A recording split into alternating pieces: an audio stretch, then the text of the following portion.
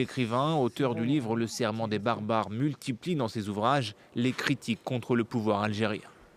En Algérie, on a censuré mes premiers livres parce que c'était des attaques frontales contre le pouvoir que je nommais par leur nom, M. Bouteflika, M. Boumedienne, etc.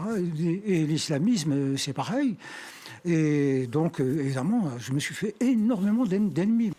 Il est poursuivi pour plusieurs chefs d'accusation.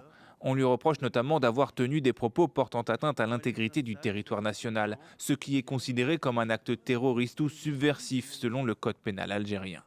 D'après le journal Le Monde, Alger n'aurait pas apprécié les déclarations de l'écrivain en octobre aux médias français Frontières, un média réputé d'extrême droite dans lequel était reprise la position du Maroc, qui estime que son territoire a été tronqué sous la colonisation française au profit de l'Algérie. Je suis sans sol.